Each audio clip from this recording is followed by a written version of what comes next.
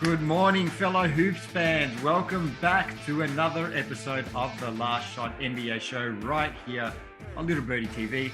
As always, brought to you by our great mates over there at topsport.com.au. Now it's Game 6 morning. This could potentially be the last NBA game of this season.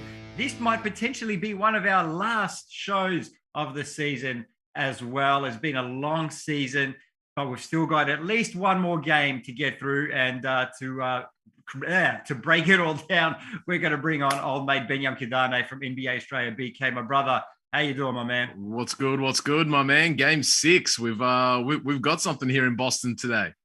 We definitely do, man. And you know those Boston fans are going to be like, they're going to set that place alight, man. That place is going to be jumping. It's going to be loud.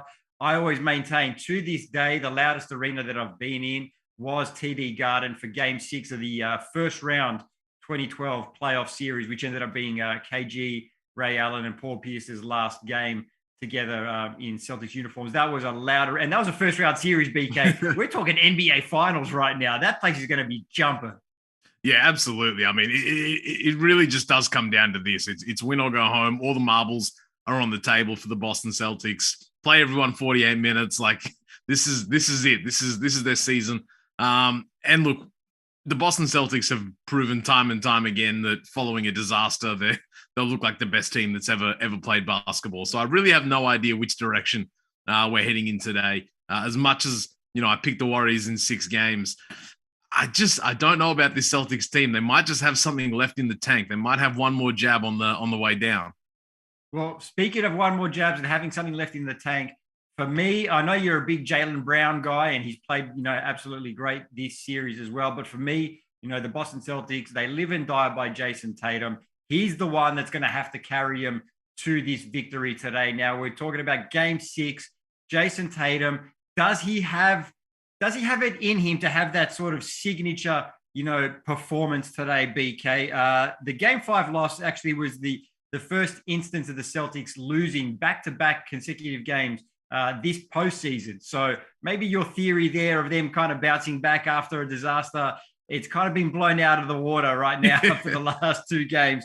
But BK, this isn't the first time that they've been down 3-2 in the series. They were obviously down 3-2 to the Milwaukee Bucks as well and had those 2 fantastic closeout wins in Game 6, Game 7. Do we see Jayson Tatum come through with one of those signature performances today? Well, look, they'll need it. And we saw him do that, as you said, in the previous series, both against the Bucks and the Heat. He was the guy that kind of stepped up, you know, especially late in games. And that's something we haven't necessarily seen through this finals series. His fourth quarters have been bad. Like, he just hasn't shot the ball well. You know, he's leaving 3 short on the rim. And I wonder just how much of it is just sheer exhaustion. Like, this guy's playing a lot of minutes. He's played a lot of games. And really, it's all kind of coming down to him. So, I mean, you can rest in the offseason, I guess, because this is kind of it. You just got to get yourself up for one more game to kind of force things into a Game 7. But, I mean, he hasn't scored over 30 points against the Warriors in this series. It kind of feels like if it's going to be any game, it's got to be this one, right? Like, there's kind of no excuses now. Like, you lose this game and you're toast. But it's not just on Jayson Tatum for mine. Like, even if he has an exceptional game, it's got to be the role players. It's got to be the bench guys. I think Udoka kind of trusted the starters a little too much and didn't necessarily want to put his faith in those reserve guys in the previous game. I think that has to change, especially at home in Boston. We have to get some of these other guys, the Pritchards, the Derek Whites, the Al Horfords. They all have to get going as well to give the Celtics a chance. I'm glad that you mentioned the exhaustion part of it, BK, because for me anyway, the Celtics have had a tougher road to the NBA Finals than what the Golden State Warriors have. They obviously swept Brooklyn, which, you know, Brooklyn's still a good opponent, even though they got swept. They're still a strong opponent. Then obviously they got to go 7 against Milwaukee, and then obviously they had the number 1 seed Miami in that conference finals as well. So how much of this, because I was looking at them in that last game, and then by that fourth quarter, you know, they just couldn't generate any offense. They just really looked like they didn't have it going. So I do think exhaustion and fatigue is a big part of it for the Boston Celtics right now. And especially considering how good they are when they're playing in transition. That's when the Boston Celtics, when they're generating turnovers, when they're getting out on the fast break, playing a set defense against the Golden State Warriors, like that's tough work. And we've seen them struggle to execute in the half court. If they can get that momentum, like we've seen them do earlier in this series at home and really try and get out to a fast start, I think that'll really set the tone for them if they can kind of play that way. Because trying to break down the Warriors in the half court, in a closeout game, that's going to be tough work. But if they're moving the ball around, they're getting up and down in transition, I think that's going to be the key for them in Game 6. Well, speaking of Game 6, Tatum, in that Game 6 against Milwaukee, he had 46 points on 17 of 32 shooting, 9 rebounds, 4 assists, and then obviously they forced that Game 7. He was asked about whether the Boston Celtics can force a Game 7. So he believes that this series is not quite over. We've got the clip. We're going to play that right now. I've said it before. You better be confident, right? We ain't got to win 2 in one day. We just got to win 1 game on Thursday. And we've been in this situation before. So, it's not over. We just got to win on Thursday, and that's all we got to worry about right now. He's absolutely right. They've just got to focus on 1 game. Don't worry about a Game 7 just yet. Focus on winning Game 6, get to Game 7, and then you worry about Game 7. Yeah, that's spot on. I mean, because once you get to Game 7, anything can happen. Yeah, that's right. And again, sometimes I think we tend to sort of overanalyze and overthink things. And sometimes the simplest, explanation or theory is the best. And that's probably the best way you can, explain it. Like, just worry about 1 more win, then we worry about Game 7. And we're worried about whether we're going to see Game 6 Jayson Tatum. Are we going to see Game 6 Klay Thompson? That's the question, BK. I love it because Game 6 Klay, it's kind of what everyone's been expecting right now, isn't it? Like, we've gone through these. I think it was in the conference finals. He had that huge. He had it in Game 5, and because he said he'd been watching Game 6 highlights or something like that, if I remember correctly. Against the Mavs, yeah. Yeah, against the Mavs, right? But everyone's been waiting for that signature Game 6 Klay moment. We've seen fake Klay being banned from Chase Arena, but will the real Klay stand up and have a signature Game 6 game today, BK?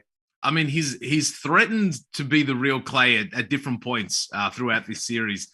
Getting those 3-pointers off. I mean, his defense isn't what it used to be, but I don't think he's been terrible defensively. He's still a long, athletic guy that can read the game. So I think he's probably being maybe a little harshly criticized on that end of the floor, but ultimately it is the offense that matters. It's the spacing he generates, and those Klay Thompson 3-pointers just seem to hurt more than anyone else's. Like when you start to get those back-to-back daggers and things like that.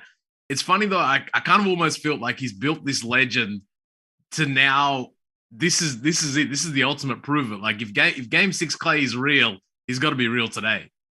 And if you actually look at his numbers, right? So he's played a total of 12 Game 6s up until today in his career. So his averages 20.7 points on just under 45% shooting and just under 50% from 3-point range. So look, they're good, but they're not like, all-time numbers or anything like that, But he has built up this sort of myth and legend about Game 6 Klay. And if you remember, BK, I did mention that, obviously we've said that he's not that same player that he was before, but he can do it in spurts. And I mentioned that all they really need to do it for him now is to do it in that 1 game, right? Because Curry's carried them this far, obviously with some help from Wiggins. But if they just get that 1 game explosion from Klay Thompson right now, it ends the series. Yeah, 100%. Like, they haven't all been great Game 6s, but we've just had a couple of crazy Game 6s from Klay. So the reputation is well earned. I can't take that from him. But it does kind of feel like that now because they can't ignore Andrew Wiggins anymore, like the Celtics defense. You have to get this guy off the glass. You have to play defense against him. Obviously, Steph Curry is going to be the focal point of the defensive schemes. And that just kind of leaves a nice little window there for Klay to get some open looks. So I'm intrigued to see how Klay starts this game. If he starts to get things going from deep, that could be all the confidence he needs to really send the Celtics home. Yeah, he hasn't really been shooting the ball that well this series, but like you said, if he starts, and finds that stroke early and gets his confidence up, and obviously his teammates are going to be cheering him on as well. Like, I think the Boston Celtics might be in for a long night if that happens. I saw a great quote from Draymond Green about Game 6 Klay. So Draymond said, "I think one of the beautiful things about Game 6 Klay is that obviously became this narrative, like this thing people say.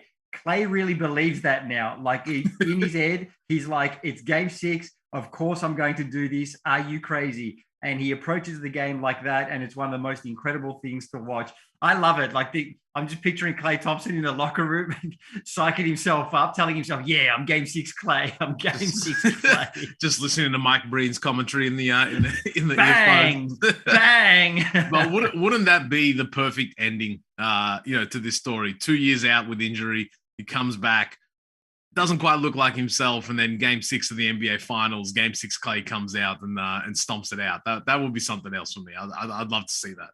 All right, we're putting it on the record now, BK. You're predicting a Game 6 explosion today from Klay Thompson? I want a Game 6 explosion from Klay Thompson. I don't know if it's going to happen. Okay. You know what? I don't think it's going to happen. I think we're going to get a good game from Klay, but it's not going to be a Game 6 explosion today. Who's going to be the guy? Who's going to be the guy from either of these teams? Honestly, I think Curry. Like we mentioned last episode, like Curry's bounce back, the last bounce back that he had from not making a three-pointer, he made 13. So I'm pretty sure Curry was in the gym yesterday putting up like 500 three-pointers, just making sure that the stroke is right, the form's right, the technique's right. I think Curry's going to lead them to the championship and clinch the finals MVP today as well. He's going to steal it from Andrew Wiggins' grasp just like that? Yes. Come on. All right. We're definitely going to have to wait and see. Keep an eye on that one, BK. Let's shift a little bit to some off-court news now, because even though the NBA trade season has yet to officially begin, yesterday we got word that there has been a deal made by a couple of teams, the Houston Rockets, the Dallas Mavericks. So the Rockets are reportedly sending Christian Wood to the Dallas Mavericks in exchange for Boban Marjanovic, Sterling Brown, Trey Burke, Marquise Chris, and the number 26 pick in the 2022 NBA draft. And as we see on the screen now, the Rockets were looking to move Christian Wood because they want to clear time for Sengun, and obviously the number 3 pick, which they have in this draft. They're talking about Paolo Banchero, maybe Chet Holmgren in that one there. BK, look, I want to get your thoughts on this because I like Christian Wood. I think he's a solid player. Like, I don't think he's anything, crash hot. Is that a lot to give up for Christian Wood from the Dallas Mavericks? I think the exact opposite. I think this was a heist from the Dallas Mavericks. I mean, you're sending out 3 guys that don't play. The number 26 pick is of obvious value for them, but bringing in a guy like Christian Wood, who's on an expiring deal, he can shoot the ball from deep. We've seen his work rate on the glass. Like he's a good player, but I think it's more so the fit with Luka Doncic that makes me think this is a really, really good trade. And I think it's a good trade for both teams because, I mean, the Rockets, for where they're going, that they're trending young. They know what they're going to get in this draft. He's a big man. So are you really going to want to go out there and pay Christian Wood to stay on this team? Probably not. But for the Dallas Mavericks, I really like this move. I mean, we've seen how successful the pick and roll is with Dwight Powell. I think with Christian Wood, that goes to another level. Then you add the spacing in around Luka Doncic. I give this an A. I like this for Dallas. Yeah. Yesterday when the deal was announced, or the reports came out of the deal being announced, you were pretty excited. You kind of reminded me of like when the Knicks got Cam Reddish and how excited I was. And we saw how that one turned out, didn't we, BK? Hey, give my man some time. But I think it's more so the cost. It didn't really cost them that much. I think that's why I think it's such a good deal. And look, for what it's worth, all players involved in that deal are actually on expiring contracts, so no long-term salary for either team. If things don't work out, obviously, then everyone just moves on and we start from scratch again. But yeah, look, the Mavs now kind of get that guy that, like I said, I like Wood. I think he's a solid player, but they kind of get that guy now that maybe Porzingis, kind of was, where it's like a big guy. He can shoot the three, like you mentioned, BK. He can play in the pick and roll. He can play in the pick and pop. playing alongside Luka Doncic, that's obviously going to be an advantage. Oh, 100%. I think they're looking to get what they wanted out of Porzingis from Christian Wood. You know, he's not the world's best defender, but he can play defense when he wants to. He's a big body. You know, he's a great rebounder. And I think it's just the fit next to Luka Doncic, which is the tricky thing for the Dallas Mavericks when they're looking to put together, you know, this team that they want around Luka Doncic. You kind of have to get guys that can exist in the orbit of Luka, because ultimately everything is going to run through Luka. And it's about finding those, you know, those right pieces that make sense. And I think when you look out on the open market, I mean, they were flirting with guys like maybe Rudy Gobert or DeAndre Ayton. In terms of the actual fit next to Luka, I like Christian Wood just as much as those guys. Obviously, the defense Gobert gives you is you know 10 times that amount, and Ayton's obviously still coming into his own. But when it comes back to the cost, what did it cost you to give up? What did you give up to get him? Really, it's just the number 26 pick, because the other guys don't play. When do you see Boban, Sterling Brown, and Trey Burke on the floor for the Mavs? Like they really only gave up that number 26 pick.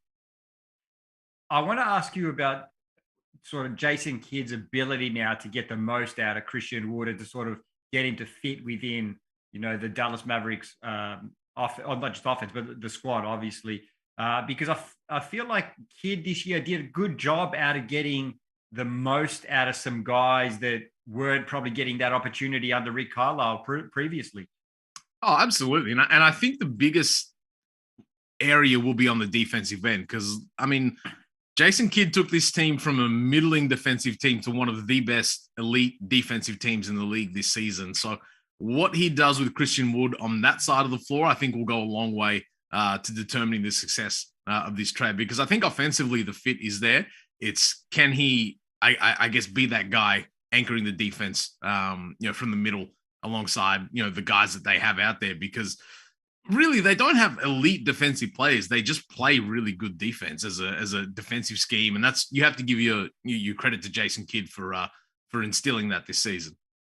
Well, like we said, BK, trade season hasn't officially begun yet. That'll begin July 1st or July 1st US time. And I'm pretty sure we're going to see some more outlandish moves from some teams. Definitely some big moves from certain teams looking to try and contend for next season. All right, BK, we're going to let you go because it's game 6. I know you got a busy day today. Before you go, is this the last game of the season today? We done?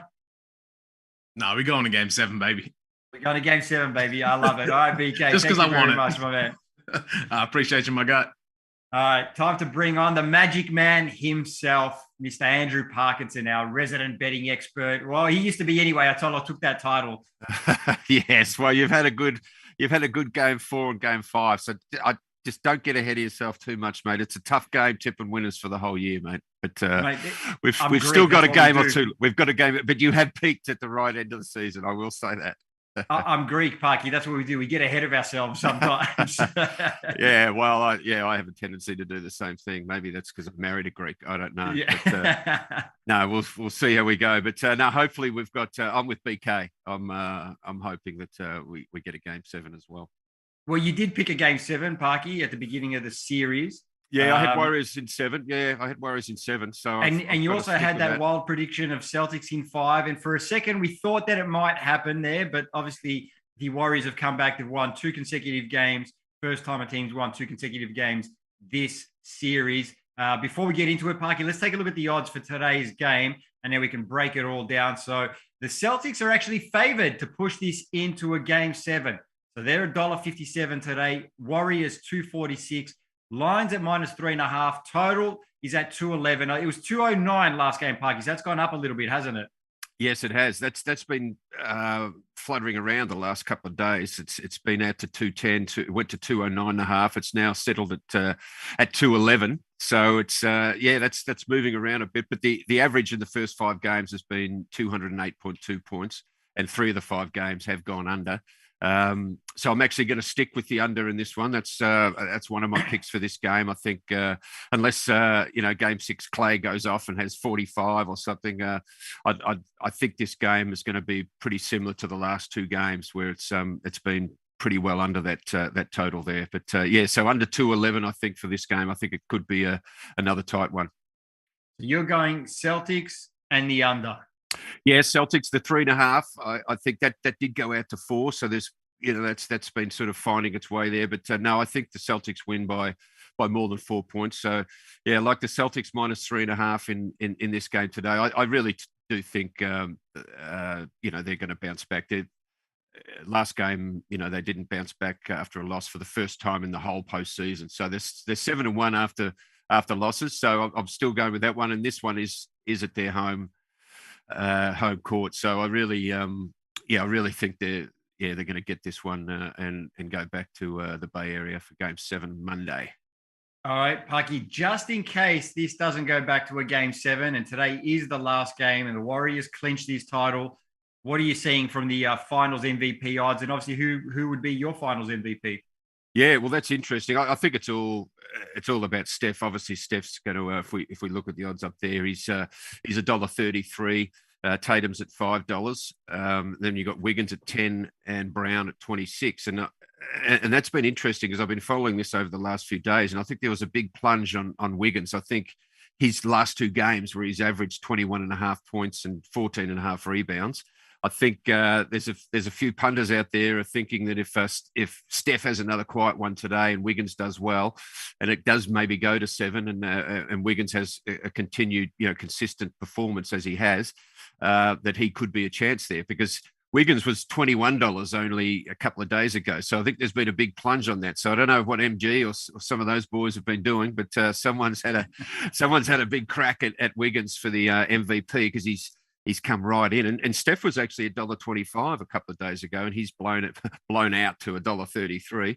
But yeah, I think we'll put it this way. I think even if Steph has a quiet game today in Game 6, but the Warriors happen to win, I think you've still got to give it to Steph. What do you reckon? Yeah, I'm with you, Parky. I just don't look. His first, except for Game 5, those first 4 games, he averaged. He got at least 30 in the first 3, and then he definitely had that 43-point explosion in Game 4. There's just no way for a guy that hasn't won Finals MVP. It'll be a tragedy if they win it this season and then somehow Andrew Wiggins ends up stealing that Finals MVP trophy away from him. I just don't see it happening. Like Wiggins would have to have a monster. Like I reckon he's going to have 20-20 double-doubles in Game 6 and Game 7 for them to, and then maybe block the game-winning shot in a Game 7 for him to have any chance of winning the Finals MVP. Yeah, I agree. I mean, everyone's talking about Steph's, terrible game the other day when he had 16 points and 8 assists. And I mean, he's still, he was still involved in, something close to 40 points as far as either scoring or assisting on it. And as we mentioned the other day, it's not like the other guys didn't get open. Yeah, it's not like the Celtics stopped guarding Steph. Steph's having a bad night, we can just leave him alone. So he was still of great value. So yeah, no, I really think that. I really think obviously if the Warriors win today, they'll be handing over that MVP trophy to Steph. There's just no doubt about it. Even if Klay goes off and has 50. Wiggins can have 30 and 20, and even if Steph, maybe if he had another, say 18 and 8 game or 20 and 8 game, I think they're still going to give it to him. So that's why he's $1.33. And if we look at the championship odds too, they've remained pretty consistent there. It's $1.26 for the Warriors because they've got sort of two bites of the apple, so to speak. They've got 2 games to get that done. Whereas the Celtics at $3.90. They've obviously got to win 2 games for that to come through. So, yeah, so it's pretty interesting now with the future betting. There's we're getting to perhaps the last game of the NBA season. So, yeah, it's just down to the championships odds and the finals MVP now. So, the punters are running out of stuff to bet on now. All right, Parky. Well, you've picked the Celtics today and you've taken the under. Now, for the moment, we've all been waiting for the Metalinos pick. The game. Drum roll, please.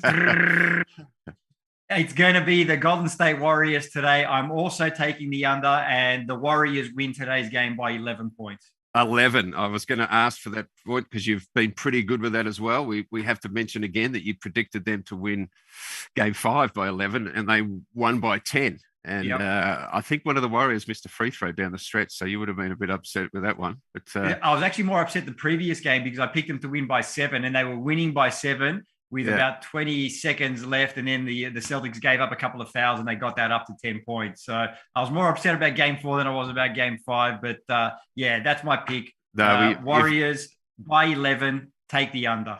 Well, you must be feeling pretty good about yourself when you're actually picking the amount of points they're going to win, like the exact amount of points. That's when you know you're rolling. So we might be calling Klay Thompson, Game 6 Klay, but maybe you could be Game 6 Nick. So without a doubt, if you could pick that one, mate, I was just about to say something outlandish. If the Warriors do win by 11. I don't know. Maybe I do the show naked on Monday, something like that. I don't know. No one wants to see that, Parky. Not even from here. I don't think that. So no, well, I'll have to maybe come up with something in the meantime. But we'll figure something out, I'm sure. Good pick.